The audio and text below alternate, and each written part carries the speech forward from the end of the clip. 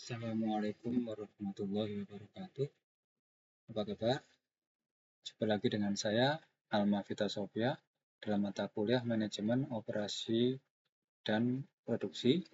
Kali ini kita akan membahas tentang Location Strategies atau strategi lokasi. Yang mana pada bahasan kali ini kita juga akan membahas tentang pentingnya strategi daripada lokasi, kemudian faktor yang mempengaruhi pemilihan lokasi, lalu metode untuk mengevaluasi alternatif lokasi, serta bagaimana strategi lokasi untuk jasa dan juga Geographic Information System atau sistem informasi geografis. Baik, pada pembahasan kita tentang strategi lokasi ini, tujuannya adalah tujuan yang ingin dicapai adalah mengidentifikasi dan menjelaskan 7 faktor umum yang mempengaruhi keputusan lokasi, kemudian menghitung produktivitas tenaga kerja, lalu menerapkan metode faktor rating, kemudian menyelesaikan analisis biaya volume lokasional secara grafis dan matematis, dan juga kita akan menggunakan metode pusat gravitasi atau center of gravity. Dan kita juga akan memahami perbedaan antara analisis lokasi pada sektor industri dan sektor jasa. Kita akan mulai dulu dengan pentingnya memilih strategi lokasi, ya. Oke. Jadi salah satu keputusan strategis yang paling penting yang dibuat oleh banyak perusahaan itu adalah di mana mereka meletakkan operasinya atau di mana mereka akan beroperasi, ya. Seperti yang di sini ada FedEx, ada Mercedes-Benz, ada Hard Rock, ya. Di mana misalnya kayak FedEx, ya, mereka ketika membuka hub Asia di Guangzhou, Cina, maka mereka mencoba untuk akan melakukan penerbangan, ya, keliling dunia, ya, yang mana itu akan menghubungkan antara hub mereka di Paris, Eropa, dan juga di Memphis, ya, atau di Amerika sana, itu ke Asia. Salah satu contohnya. Maka aspek internasional, kemudian biaya, kemudian dampak strategis, ya, ini mengindikasikan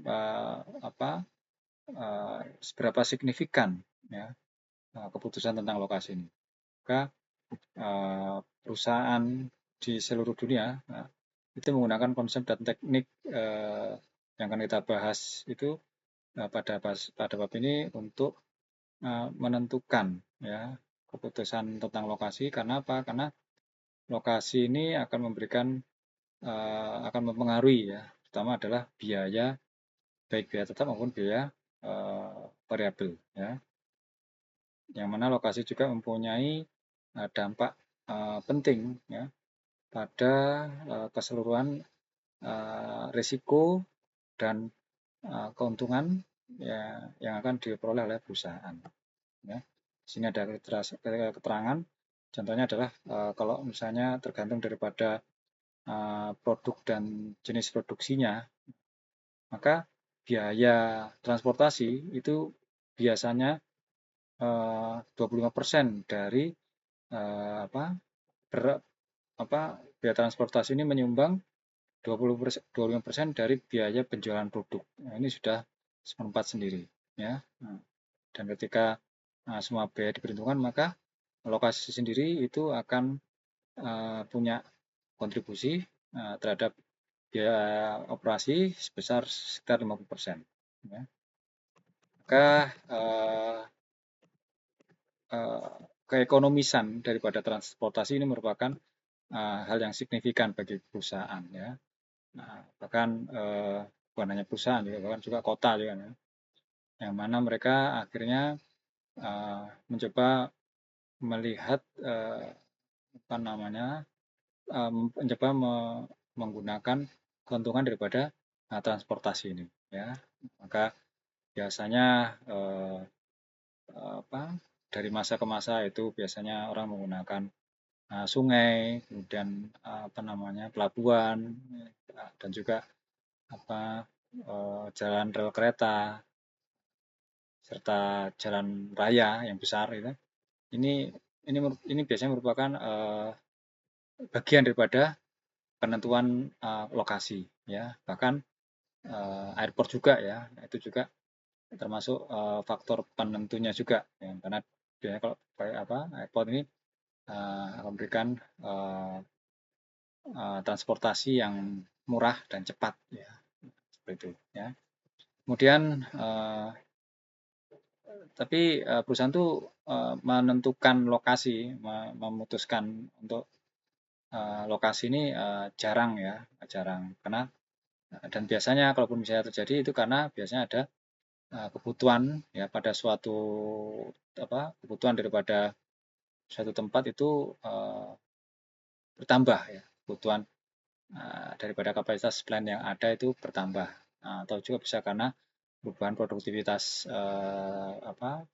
tenaga kerja, exchange rates, ya, atau kurs gitu, ya, lalu biaya dan juga lokal attitude, ya. Oke, opsi, ya, opsi daripada lokasi itu bisa termasuk yang pertama adalah expanding atau mengembangkan atau memperbesar fasilitas fasilitas yang sudah ada daripada pindah. Yang kedua adalah menjaga apa namanya lokasi yang ada, menjaga atau tetap di lokasi yang ada sementara sambil menambah fasilitas di tempat lain. Atau yang ketiga menutup fasilitas yang ada dan pindah ke lokasi yang lain, ya. Maka keputusan akan lokasi ini juga bergantung pada jenis bisnisnya, ya, jenis usahanya. Untuk industri, untuk penentuan lokasi industri itu strateginya biasanya adalah meminimalkan biaya, ya. Meskipun apa namanya inovasi dan kreativitas juga termasuk penentuan juga, gitu kan. Ini untuk industri. Bagaimana dengan retail dan organisasi jasa? Maka strateginya mereka biasanya adalah fokus pada memperbesar keuntungan. Jadi maksimasi pendapatan, ya, maksimasi pendapatan. Jadi kalau industri itu biasanya mereka lebih meminimasi biaya, tapi kalau jasa atau dan retail itu memaksimasi pendapatan, ya. Sementara kalau untuk lokasi gudang itu biasanya mereka ada merupakan kombinasi antara biaya dan kecepatan pengiriman, ya. Dan tujuan objektif, ya, tujuan daripada strategi lokasi ini adalah memaksimalkan keuntungan dari lokasi tersebut, ya, untuk perusahaan seperti itu, ya. Oke, baik. Kemudian biasanya lokasi ini juga punya kekuatan, ya, punya kekuatan untuk apa? Untuk membuat strategi bisnis itu tetap berjalan atau bahkan apa namanya tidak berjalan, ya, seperti itu, ya. Dari sini nanti kita akan lihat sehingga penentuan lokasi itu juga perlu mendukung strategi biaya yang murah, ya. Nah, ini perlu diperhatikan, ya. Nah, kemudian ketika manajemen sudah berkomitmen terhadap suatu lokasi spesifik, maka semua biaya itu akan sudah ditetapkan, kan, dan tidak mudah untuk dikurangi. Jadi ketika sudah kita menentukan suatu lokasi, maka semua semudah itu akan dipusatkan ke sana, ya, seperti itu, ya. Oke. Kemudian kita coba melihat faktor yang mempengaruhi penentuan keputusan, ya, keputusan lokasi, ya. Maka ini semakin kompleks, ya, dengan adanya globalisasi ya. Kenapa? Karena globalisasi ini juga membutuhkan tempat karena pengembangan yang pertama adalah untuk ekonomi pasar ya. Kemudian dengan globalisasi itu juga akan komunikasi internasional jadi lebih baik. Kemudian yang ketiga lebih cepat, kemudian perjalanan yang lebih bisa diandalkan dan juga serta pengirimannya, shippingnya, dan yang keempat itu eh, kemudahan kemudahan aliran modal antar negara ya. Dan yang kelima juga di sana ada perbedaan yang tinggi antara biaya tenaga kerja atau biaya buruh ya, seperti itu. Maka di sini ada beberapa pertimbangan ya, seperti terlihat pada gambar 81 ini ya, yang mana urutannya biasanya adalah menentukan dimulai dari negaranya dulu ya, dimulai dari negara dulu untuk di negara mana kita akan beroperasi ya. Maka ketika kita memilih negara, maka kita perlu mengidentifikasi apa yang dipercayai atau apa yang diadopsi oleh banyak organisasi sebagai key success factor atau faktor sukses kunci ya, yang diperlukan untuk mencapai keuntungan kompetitif ya, lebih competitive advantage ya. Oke. Jadi di sini kita bisa lihat KSF-nya ada di sini, ada 6 KSF untuk memilih suatu negara ya. Maka dengan menggunakan 6 faktor ini untuk memilih negara ya, entah itu politik risiko politik, aturan pemerintah, attitude insentif, kemudian yang kedua budaya dan isu ekonomis, kemudian lokasi pasar, kemudian yang terkait dengan tenaga kerja, baik itu kemampuannya, attitude-nya, produktivitasnya, dan biayanya kan. Kemudian ketersediaan supply bahan baku, komunikasi, dan energi, serta kurs ya, kurs juga berpengaruh ya. Maka di sini kita bisa lihat kalau misalnya kita milih negara ya, maka di sini kita ada tabel 81 ini ya.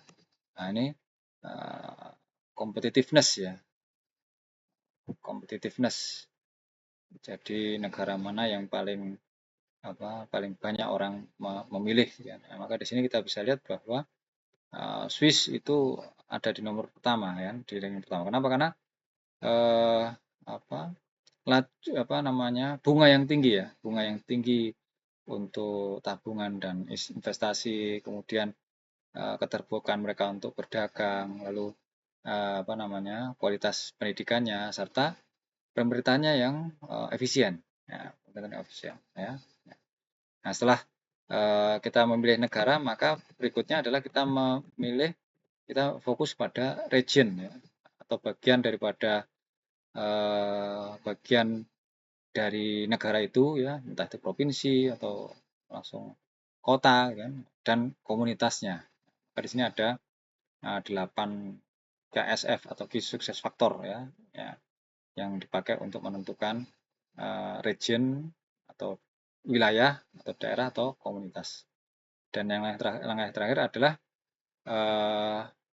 baru kemudian kita menentukan lokasi yang lebih spesifik atau lebih khusus lagi ya, yang mana lokasi yang dipilih ini adalah lokasi yang terbaik untuk pengiriman dan penerimaan dan zonasi, kemudian utilities itu misalnya kayak listrik, air, dan seterusnya, ukuran dan juga biaya. Dan di sini kita bisa lihat ada 6 juga ya untuk keputusan daripada menentukan lokasi ya, site ya, seperti itu. Oke. Kemudian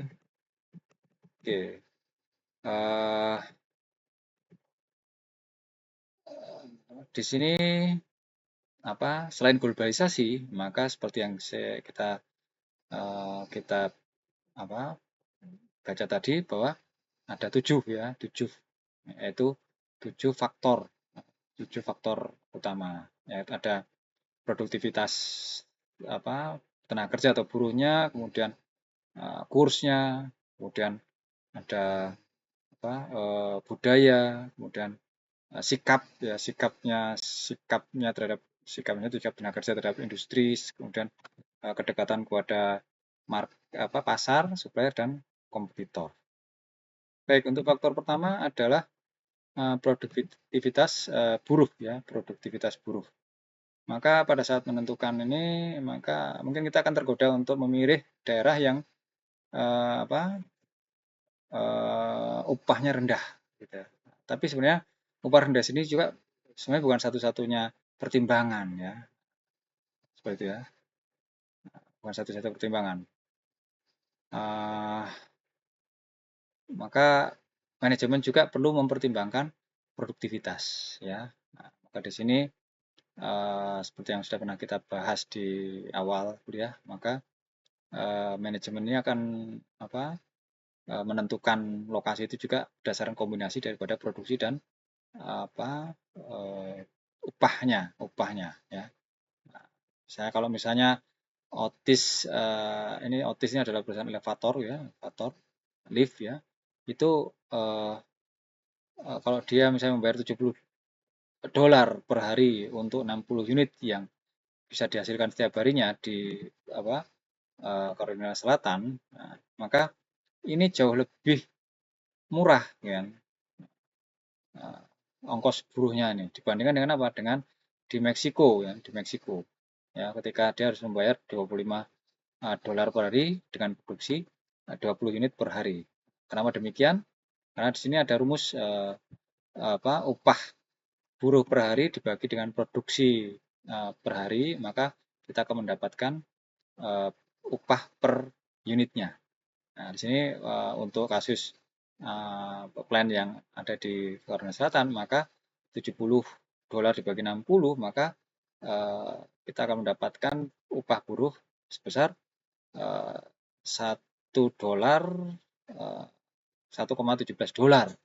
per barang ya. Dan ini lebih rendah dibandingkan dengan yang di Meksiko ya, ketika dia 25 dibagi 20 ternyata biaya upah buruhnya adalah 1,25 $1,25 per unitnya ya. Oke, kemudian exchange rate ya atau kurs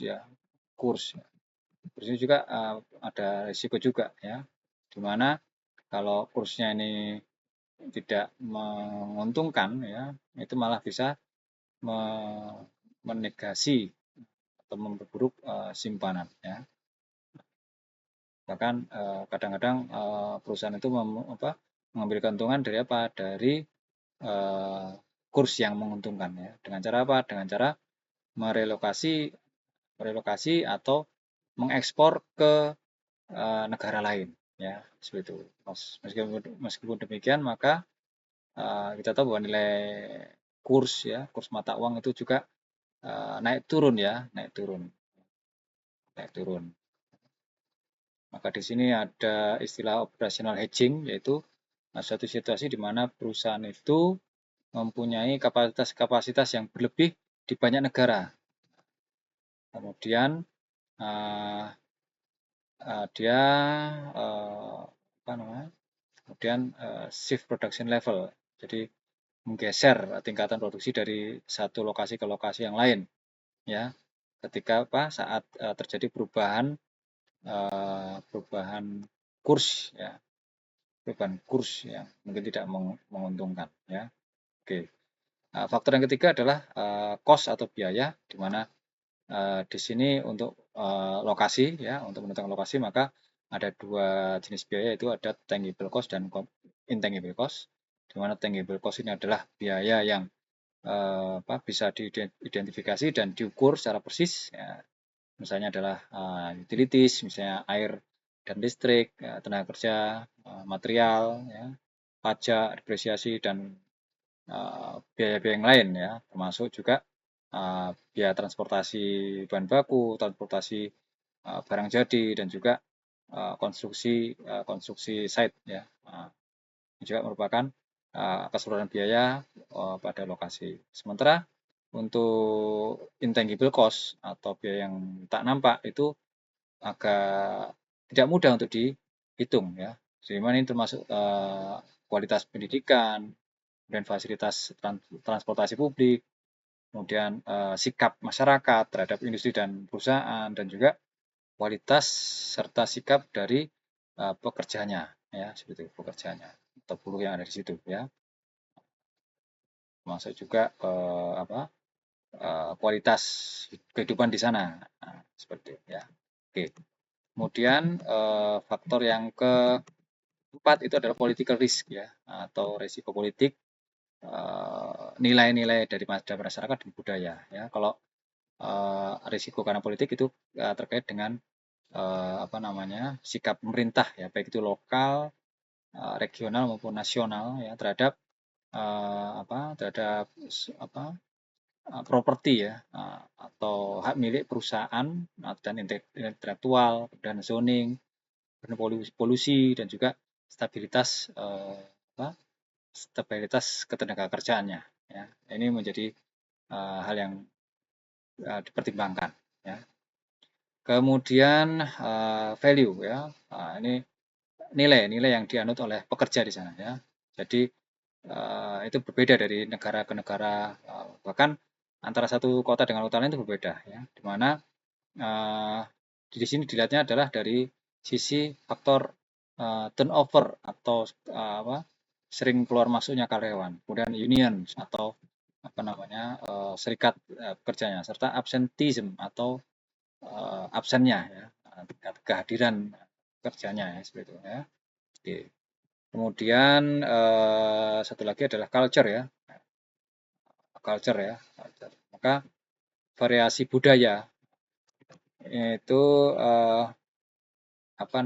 ditandai ya, ditandai dengan perbedaan daripada jadwal pengiriman dan produksi ya, seperti itu ya. Termasuk beri itu semacam sogok menyogok ya. Dan bentuk korupsi yang lain itu juga akan membuat inefisiensi daripada ekonomi secara substansial. Termasuk juga mungkin kalau di situ ada masalah hukum dan etika. Oke. Maka di sini di tabel 82 ini maka di ranking ya. Negara mana yang paling koruptif ya, negara mana yang paling koruptif ya, dan korupsi ya. Itu artinya di sini kemungkinan besar investor nggak mau masuk ya di negara-negara seperti ini, seperti ya. Dan corruption in status scores. Oh maaf, ini ranking 1 berarti negara yang tidak korupsi ya di sini. 100 repression, jadi di sini ternyata yang paling bawah ini ya, yang berarti yang paling bawah ini yang kita harus hati-hati, negara yang paling bawah ini adalah negara yang paling koruptif ya. Kemudian faktor yang ke-5 adalah kedekatan terhadap pasarnya ya, ya, di mana misalnya kayak organisasi jasa itu, misalnya restoran kah atau toko obat dan lain-lain itu mereka melihat bahwa demografi dan kedekatan terhadap pasar itu merupakan faktor lokasi yang utama ya.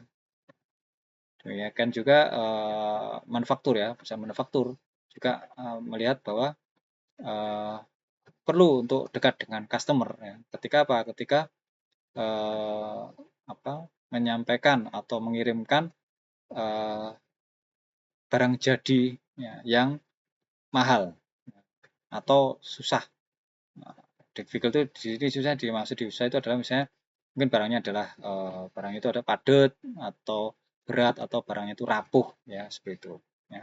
Maka untuk barang-barang seperti ini maka perusahaan manufaktur pengen segera kirim ya, seperti itu ya. Oke, kemudian termasuk di sini ada contoh-contohnya. Nah, bahkan di sini ada contoh kayak Coca-Cola itu, maka karena yang dijual itu hanya air, maka menjadi masuk akal ketika dia punya apa pabrik-pabrik yang hanya untuk mengemas saja, pembotolan saja di tiap kota. Nah, daripada daripada apa? Daripada kalau misalnya dia ngirim apa barangnya yang sudah di dalam botol ya, yang di samping berat dan juga gelasnya juga mudah pecah ya seperti itu. Maka itu jauh lebih murah dengan dia bikin pabrik yang membotoli airnya tadi ya.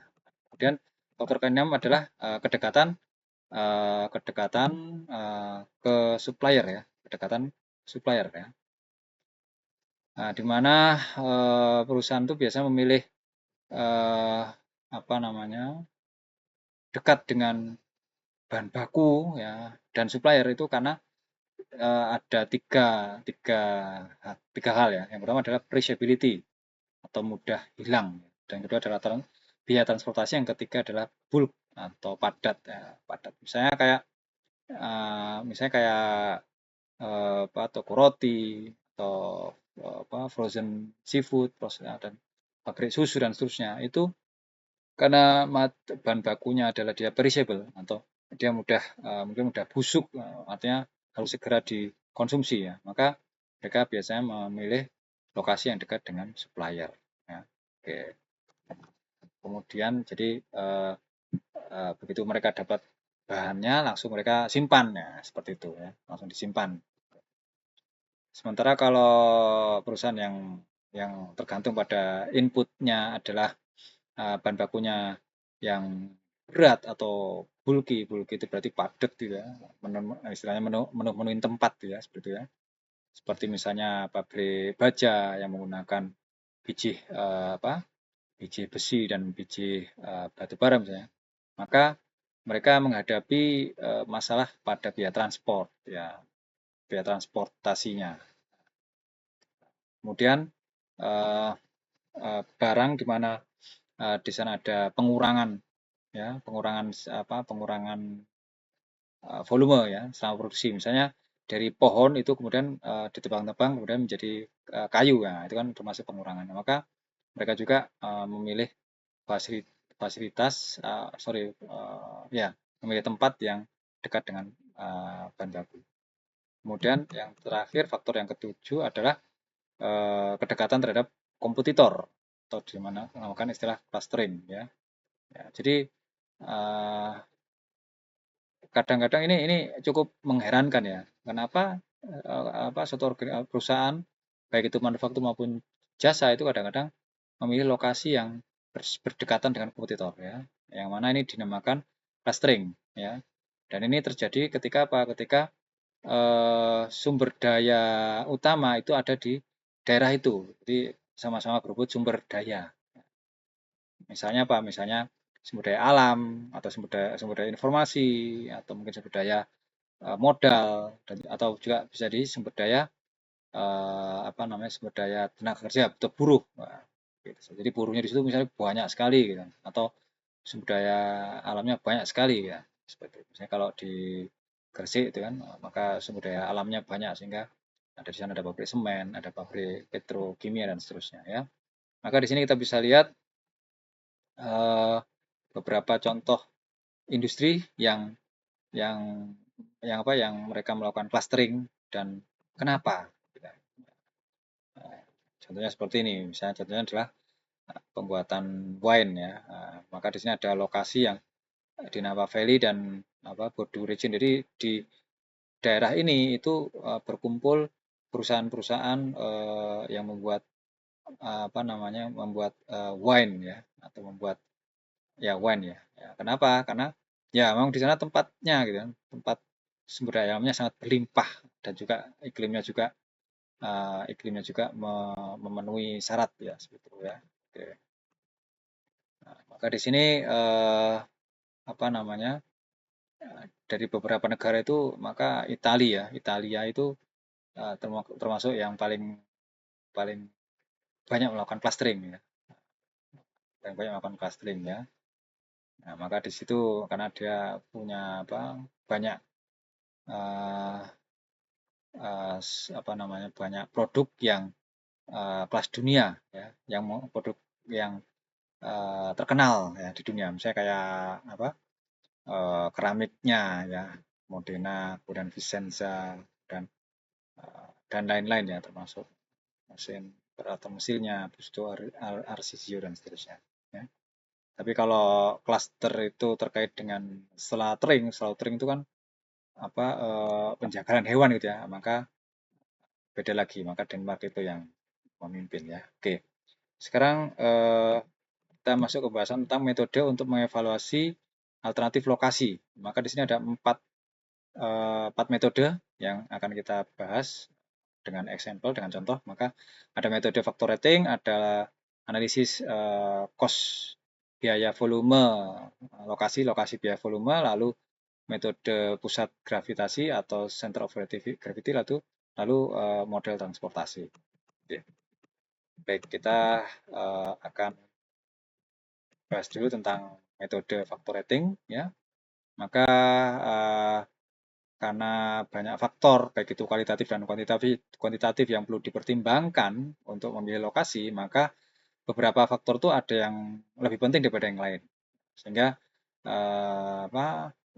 manajer perlu menggunakan pembobotan untuk menentukan keputusan yang lebih objektif ya. Oke.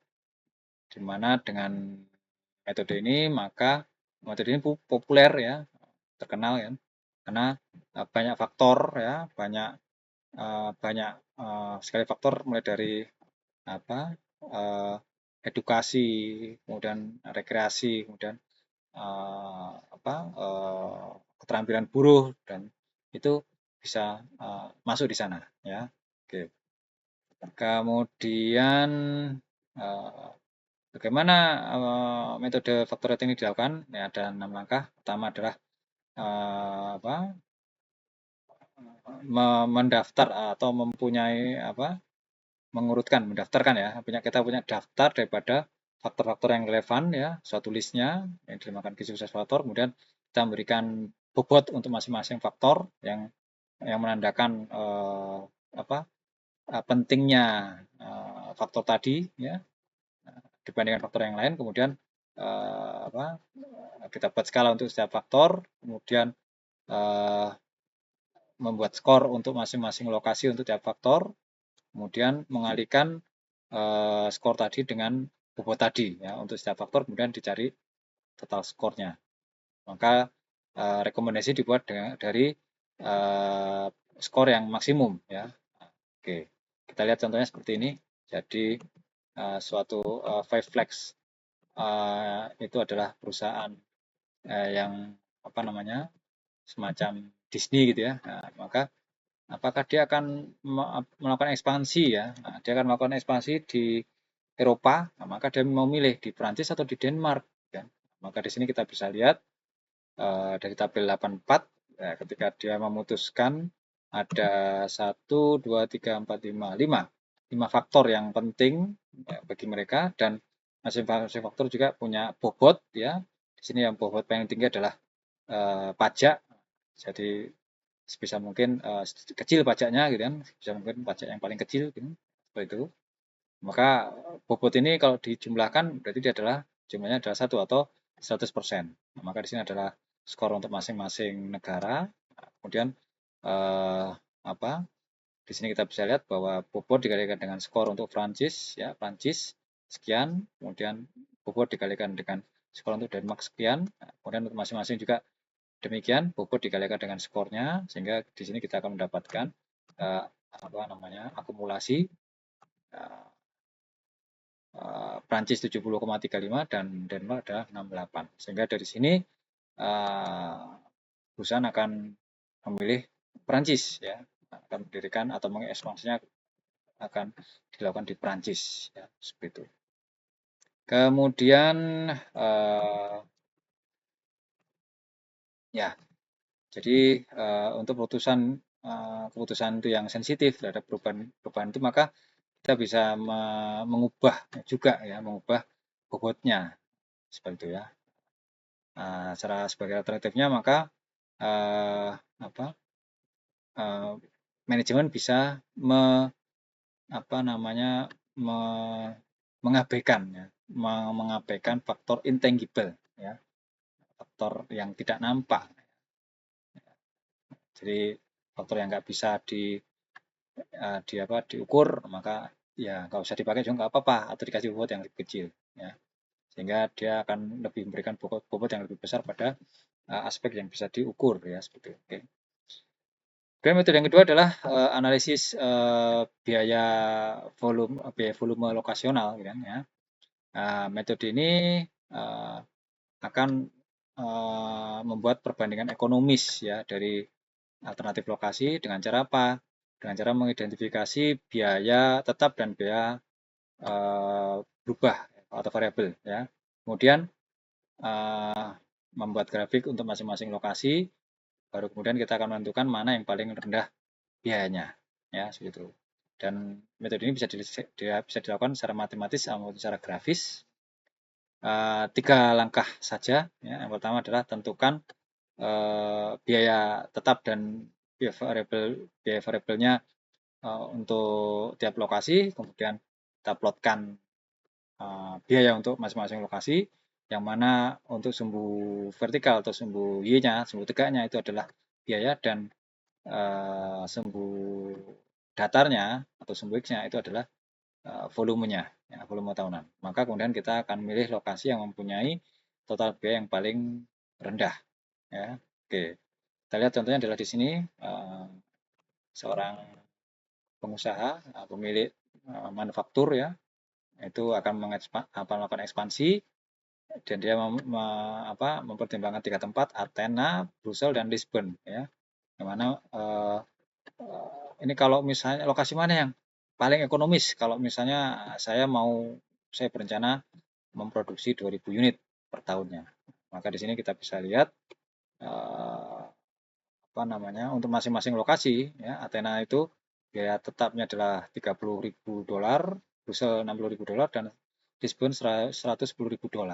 Yang mana masing-masing ada variable cost ya, variable cost, yaitu kalau misalnya membuat barang 1 unit itu biayanya $75 itu di Athena, 45 unit di per barang per unit di Brussels, dan $25 per unit di Lisbon ya. Yang mana harapannya mereka harganya sama-sama akan dijual dengan harga $120. Maka di sini kita bisa melakukan plotting ya, kita melakukan plotting ya. Jadi di sini plottingnya dimulai dari, misalnya adalah untuk Athena ya, maka karena biaya tetapnya ada 30.000, maka 30.000 kita mulai plot di 30.000, kemudian di sini $75 ya, $75 ya. Berarti di sini ada slope-nya jelas sebesar $75 ya. Jadi naik naik naik 75, kemudian ke kanan 1 karena ya, $75 ya, 75 1 ya, seperti itu. Kemudian dihitung total cost-nya ya. Di sini kalau misalnya kita akan memproduksi 2000 unit, maka berapa? Maka di sini kita bisa lihat di Athena total cost-nya adalah, total biayanya adalah $180.000, Brussels $150.000, dan Lisbon $160.000 ya. Maka dari sini kita bisa lihat bahwa di Brussels lah itu lokasi yang biaya totalnya terendah ya, dan kita bisa berharap profitnya dari biaya yang terendah itu ya, maka $120 dikalikan dengan 2000, maka harapannya kita akan mendapatkan profit sebesar $90.000 per tahun ya. Oke, baik. Nah, kemudian di sini ada juga yang namanya crossover, jadi titik potong ya, titik potong antara biaya di Athena dan di Brussels itu berapa, dan juga titik potong antara biaya di Brussels dan Lisbon itu berapa. Di sini X1000 dan X2500. Jadi di sini kita bisa lihat, ya, ini 1000, ini titik potong antara Athena dan Brussels, kemudian 2500 itu adalah titik potong antara Brussels dan Lisbon. Sementara di sini titik-titik ini adalah titik-titik yang kita kehendaki, yaitu di volume 2000 ya, di volume 2000.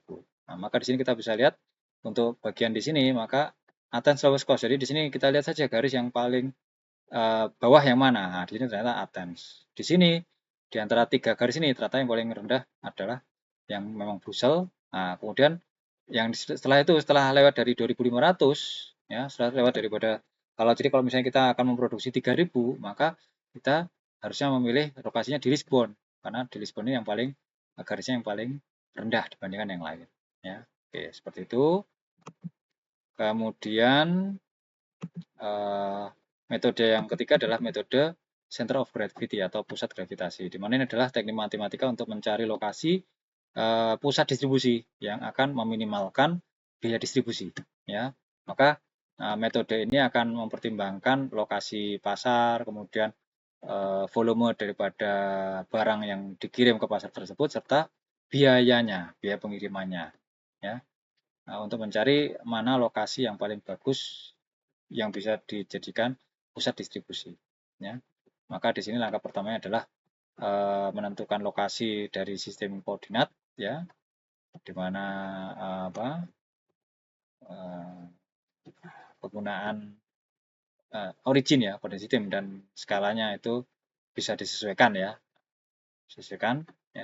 dan biasanya ini lebih mudah kalau kita menaruh grid-grid tadi di atas peta.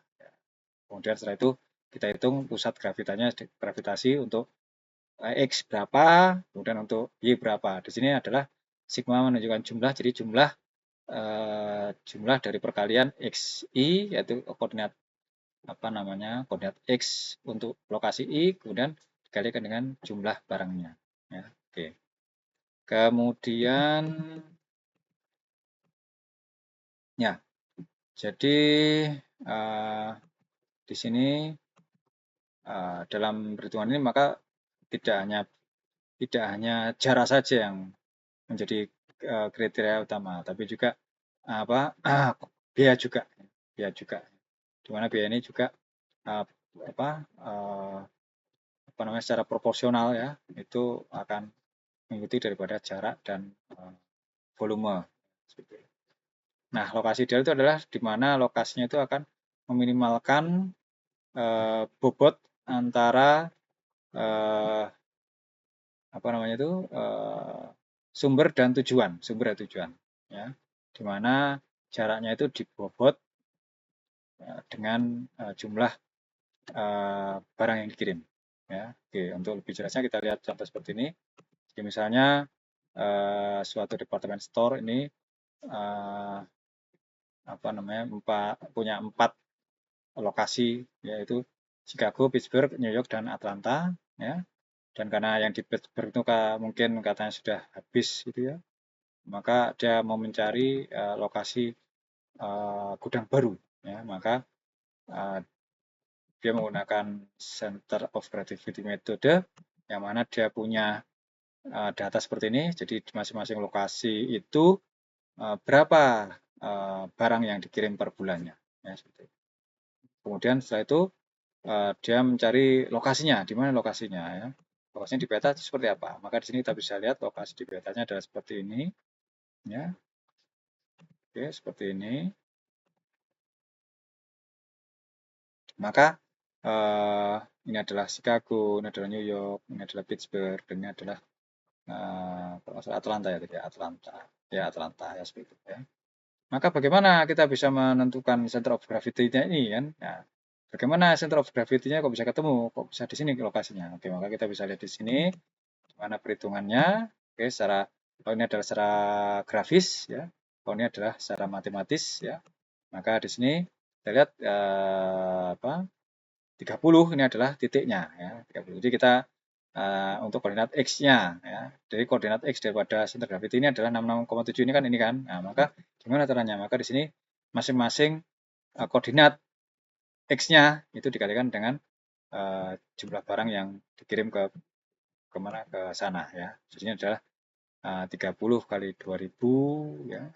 Kemudian 90 kali 1000 ya. Chicago 30, kemudian 90 ini adalah Pittsburgh itu 1000, kemudian 130 ada New York dan Atlanta dalam blue, dan ini adalah masing-masing barang yang dikirim ke sana. Kemudian juga dari Y-nya juga ditentukan, maka dari sini kita bisa mendapatkan X-nya 6,7 dan Y-nya adalah 93,3. Ini ya, ini center gravity-nya 6,7 dan 93,3. Oke. Kemudian metode yang terakhir adalah model transportasi, di mana tujuan daripada model transportasi ini adalah untuk menentukan pola yang terbaik dari pengiriman, ya. Pola terbaik pengiriman dari beberapa titik sumber, ya, supply, ya, ke beberapa titik tujuan. Ya. Demikian hingga meminimalkan biaya transportasi dan produksi. Ya, oke. Di sini apa namanya? Ada metode khusus yang mungkin tidak disampaikan di sini, ya. Oke. Yang mana biasanya menggunakan pemrograman linear, ya, ya, untuk menyelesaikan masalah ini, ya. Meskipun ada juga algoritma yang sangat khusus, ya, dengan tujuan khusus yang lebih efisien, ya, namanya adalah model transportasi, ya. Dimana model transportasi ini akan mencari solusi visible. Pertama dia akan mencari solusi visible awal, jadi kita tentukan dulu. Kemudian setelah itu dari solusi yang pertama tadi maka dimasukkan lagi, demikian seterusnya sehingga terjadi perbaikan sampai akhirnya ditemukan solusi optimal. Jadi model transportasi ini adalah metode yang diulang. Jadi sudah dapat nilai dimasukkan, diulang lagi, apa dapat nilai baru yang lebih baik lagi, dan seterusnya. Baik, sekarang strategi lokasi untuk jasa, ya. Jadi kalau untuk sektor industri itu lokasi yang dipilih itu adalah yang bisa meminimalkan biaya, tapi kalau untuk sektor jasa maka dia adalah memilih lokasinya yang bisa memaksimalkan pendapatan, ya. Sehingga lokasi daripada perusahaan jasa tadi ditentukan dari volume atau banyaknya customer dan revenue, ya. Di sini ada 8 penentu daripada volume dan revenue, ya. Mulai dari pertama adalah purchasing power atau kemampuan membeli daripada customer, kemudian service dan image, ya. Service dan image daripada perusahaan itu, kemudian kompetisi di daerah itu, kemudian kualitas kompetisinya seperti apa, uniqueness atau keunikan daripada perusahaan dan lokasi kompetitor, kualitas fisik daripada fasilitas, kemudian kebijaksanaan operasional perusahaan serta kualitas manajemennya, ya. Ini adalah faktor penentu dari volume dan pendapatan sehingga untuk menentukan lokasi, ya, seperti itu. Baik, di sini ditampilkan strategi ringkasan, ya, strategi lokasi baik untuk barang dan jasa. Tabel 86 ini, ya. Di sini ada kalau jasa retail dan profesional itu dia fokus pada revenue atau pendapatan, maka kalau barang itu fokusnya pada biaya, ya. Dan di sini ada juga teknik-teknik yang dipakai, teknik-teknik yang digunakan serta asumsi-asumsinya. Oke. Kemudian bagian terakhir adalah tentang sistem informasi geografis, yang mana sistem ini akan membantu perusahaan untuk menentukan keputusan secara analitik, ya, terkait dengan lokasi, ya.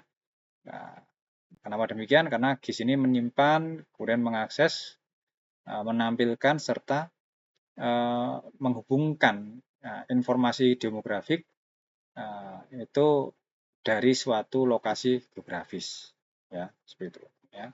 Maka di sini data-data geografik yang bisa didapatkan dari GIS itu ada mungkin data sensus ya, dan data sensus misalnya jumlah penduduk seperti ya, jumlah laki perempuan dan seterusnya. Kemudian peta untuk jalan, peta jalan, jembatan dan seterusnya. Kemudian apa namanya jalur utilitas listrik, air, gas, kemudian juga apa namanya sungai, gunung, kemudian danau, hutan, dan juga apa namanya tempat-tempat publik ya, publik akses publik misalnya kayak apa bandara, kemudian perguruan tinggi dan juga rumah sakit ya. Oke, kemudian kenapa contohnya adalah maskapai penerbangan. Kenapa dia menggunakan GIS? Karena dia akan ingin menentukan airport di mana layanan groundnya ya, ketika maksudnya ground service itu adalah ketika dia apa, mendarat ya, itu adalah yang paling efektif ya. Yang mana informasi ini kemudian dipakai untuk membantu menjadwalkan dan menentukan di mana dia harus membeli bahan bakar, kemudian menyediakan makanan untuk penumpang serta servis yang lain ya, seperti itu. Maka GIS ini digunakan untuk menganalisis faktor yang mempengaruhi penentuan lokasi dengan dengan mempertimbangkan 4 elemen yang ada pada suatu kota. Ya, yang pertama adalah daerah permukiman, kemudian apa namanya pertokoan ya, retail shops dan ya, jadi pertokoan atau daerah komersil misalnya kan. Kemudian di sini adalah pusat hiburan dan budaya, kemudian juga crime incidents atau tingkat atau yang terkait dengan kejahatan gitu ya, daerah-daerah yang tidak perlu didatangi, dan kemudian adalah opsi transportasi. Dan di sini adalah beberapa contoh dari perusahaan-perusahaan yang menggunakan GIS ya, yang menggunakan GIS untuk kemudian dia menentukan apa namanya menentukan strategi bisnisnya berdasarkan lokasi ya. Kemudian ya, jadi untuk softwarenya itu ada biasanya map info, tapi ada juga yang lain ya. Jadi ada Atlas GIS, ada ArcGIS, ada SASGIS, ada Maptitude, ada Geomedia. Ini adalah apa software yang berbayar ya. Jadi ini adalah paket-paket aplikasi yang berbayar. Sementara ada juga yang tidak berbayar, bahkan open source yang pernah saya pakai adalah Quantum GIS ya. Dimana GIS ini ya itu ekstensif ya. Jadi dia dia punya data atau sekumpulan peta dan data demografis ya. Kalau peta yang dimaksud data peta tadi adalah yang seperti yang sudah disampaikan di depan tadi. Kalau untuk demografis itu biasanya adalah statistik dari populasi, umur, kemudian pendapatan, pendidikan, dan juga yang terkait dengan perumahan. Yang mana data-data ini bisa dipetakan berdasarkan lokasi, kota, kemudian kode pos, kemudian kecamatan, desa, dan seterusnya. Oke, baik. Demikian yang bisa saya sampaikan. Terima kasih banyak atas perhatian. Saya kira wassalamualaikum warahmatullahi wabarakatuh.